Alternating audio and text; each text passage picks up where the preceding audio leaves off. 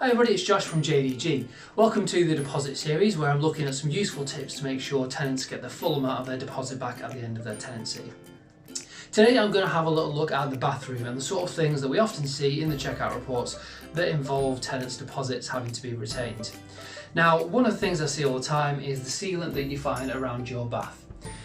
Unfortunately, once it gets that horrible black mildew on it, it's really hard to get rid of, and the key is being a bit more proactive and making sure it's just regularly cleaned.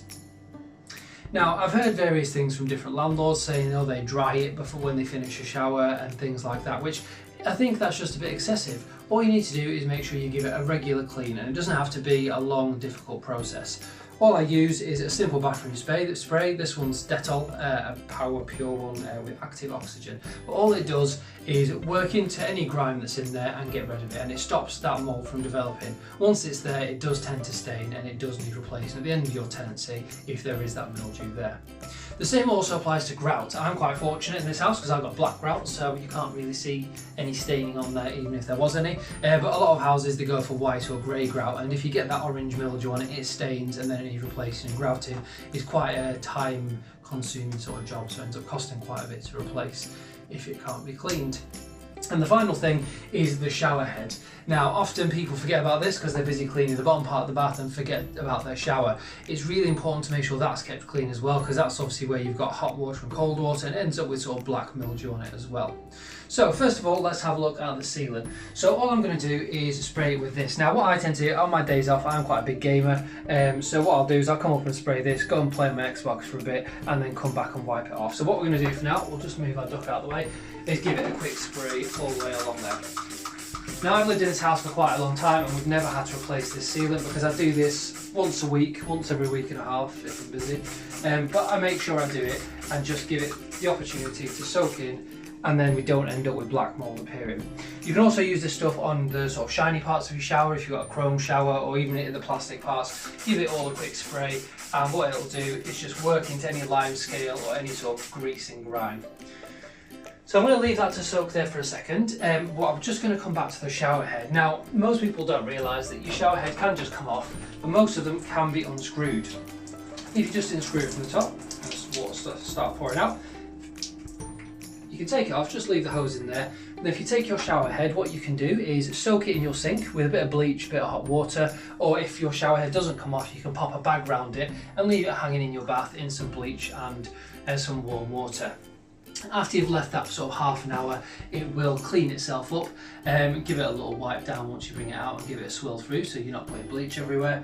And that just gets rid of the grime. I've done this one just a couple of days ago and you can see it's nice and clean. And it also cleans those inside bits that you can't get to, so it just keeps your shower sort of hygienic at the same time. Be careful when you do take this off, you don't want to cause any damage. If you do feel like it's going to be a bit too much force to do it, then I wouldn't recommend doing it because the last thing you want to be paying for is a new shower head.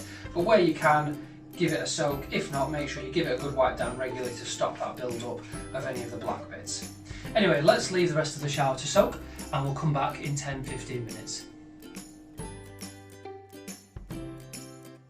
Okay, so I've left this to soak for sort of, it ends up being about half an hour in the end.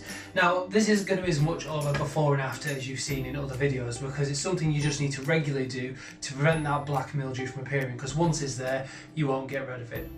In order for us to replace the sealant around the bath, you're looking at about £45 to be deducted from your deposit, so it's well worth being proactive and doing this simple spraying and cleaning once a week if possible. So all I'm going to do is just give it all a wipe down. As you can see, all the foam's disappeared, but all I'm doing is giving it a quick wipe down just to get rid of any of that build up of limescale, soap, scum or anything that's on there. It's always worth doing your tiles as well, giving everything a good wipe. Now, lots of these products you can just leave on and they'll go away by themselves. I prefer just to give everything a swirl down afterwards. Don't forget your chrome bits. You can see the nice shiny bits on top, but it's the bits underneath that you'll miss, and that's where you'll end up with the black mildew and pink mould appearing as well. So it's worth getting in all those nooks and crannies just to make sure it's kept nice and clean, especially in those harder to reach areas. Okay, once that's all cleaned down, you can continue and clean around your bath as well. But what I'm going to do is just give it all a quick swirl down with the shower. So that's it, nice and clean. Can't see a big difference, but it will make a massive difference in the long run.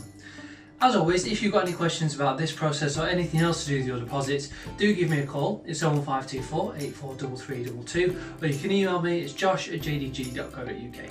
Thanks a lot. Bye bye.